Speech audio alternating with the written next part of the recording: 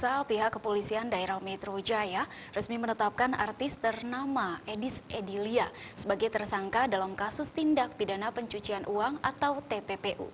Edis diduga menerima aliran dana dengan tersangka suaminya, Ferry Setiawan, sebesar 1 miliar rupiah.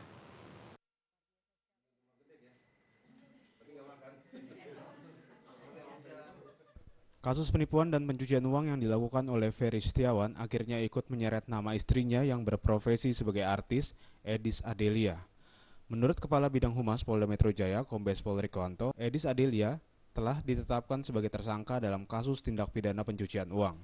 Rikwanto mengatakan Edis diduga telah menerima aliran dana sejumlah uang dari suaminya, Ferry Setiawan. Edis Adelia telah ditetapkan oleh penyidik sebagai tersangka dalam kaitan TPPU. Ya, dan hari ini rencananya akan dilakukan pemeriksaan dengan panggilan sebagai tersangka. Sebelumnya diberitakan Ferry Setiawan, suami Edis Adelia, telah ditetapkan sebagai tersangka dalam kasus penipuan dan pencucian uang berupa investasi dan penjualan batu bara untuk PT PLN yang ditaksir mencapai 25 miliar rupiah.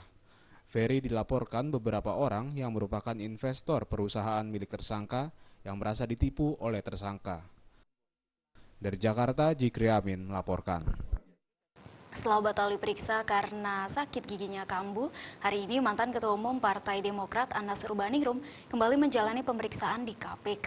Anas diperiksa sebagai tersangka untuk kasus dugaan gratifikasi proyek olahraga di Hambalang, Bogor, Jawa Barat dan kasus lainnya. Dengan mengenakan rompi tahanan, mantan Ketua Umum Partai Demokrat Anas Urbaningrum datang ke gedung KPK sekitar pukul 10 waktu Indonesia Barat. Kali ini Anas terlihat sehat, tidak seperti pada kedatangannya pekan lalu yang kondisinya sedang tidak fit karena sakit giginya yang kambuh. Akibatnya pemeriksaan Anas pada pekan lalu pun dibatalkan. Sebelum masuk ke gedung KPK, Anas sempat mengomentari tentang biaya pengobatan dirinya. Menurut Anas, sama saja dibiayai KPK atau biaya sendiri. Yang terpenting penyakit yang dideritanya dapat terobati. Sementara terkait materi pemeriksaan dirinya yang ditanya wartawan, Anas mengaku tidak mengetahui. Bahkan Anas malah berkelar dengan menjawab yang pasti pemeriksaannya bukan soal THR. Ada pengobatan. Mobil yang tadi malam itu gimana? Itu dari mana ya? TII mas? Mobil apa? Fortuner. Enggak tahu. Apa hubungannya sama Anas? Katanya itu mobil dari TPPU-nya mas. Enggak tahu saya. Enggak tahu. Oke. Mas Anis sekarang udah bisa kan? Ya? Insya Allah. Ya, nggak tahu kan nanti pertanyaannya apa. Tapi kalau benar Mas Anis emang udah tahu ya Pak? Mestinya bukan soal THR dan SKK Migas kan. Oke, siap.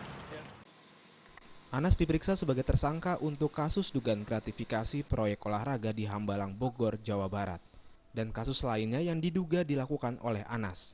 Oleh KPK, Anas dijerat dengan pasal 12 huruf A atau huruf B atau pasal 11 Undang-Undang Nomor 31 Tahun 1999 sebagaimana telah diubah menjadi Undang-Undang Nomor 20 Tahun 2001 tentang Pemberantasan Tindak Pidana Korupsi KPK. Anas disangka menerima hadiah atau janji dalam proyek Hambalang dan proyek-proyek lain. Adapun dalam surat dakwaan mantan Kepala Biro Keuangan dan Rumah Tangga Kemenpora sekaligus pejabat pembuat komitmen dalam proyek Hambalang, Deddy Kusdinar, disebutkan Anas menerima uang 2,21 miliar rupiah dari proyek Hambalang untuk membantu pencalonan sebagai Ketua Umum dalam Kongres Partai Demokrat tahun 2010 di Bandung, Jawa Barat. Dari Jakarta, Ade Tata Permana melaporkan.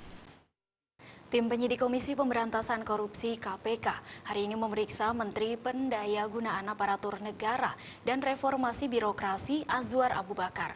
Azwar diperiksa sebagai saksi terkait kasus dugaan korupsi proyek pembangunan dermaga bongkar pada kawasan perdagangan bebas dan pelabuhan bebas Sabang, Nangro Aceh, Darussalam tahun anggaran 2006 sampai dengan 2010.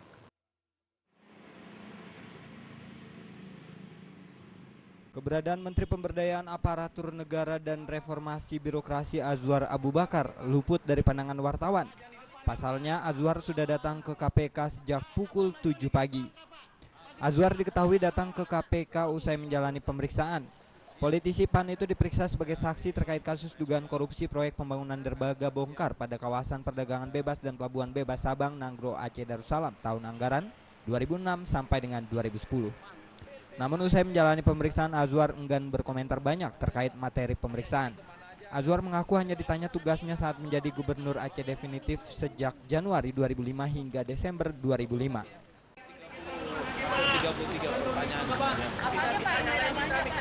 Ya, saya kira sekitar yang selama ini sudah dipublikasi. Pertama tentang masalah proses anggaran, ya, anggarannya SKIT, kemudian proses informasi tentang bahasanya uang kepada sekjen saya dan tentang laporan itu ya sebagaimana di pengadilan juga saya katakan saya tidak pernah mendapat laporan itu.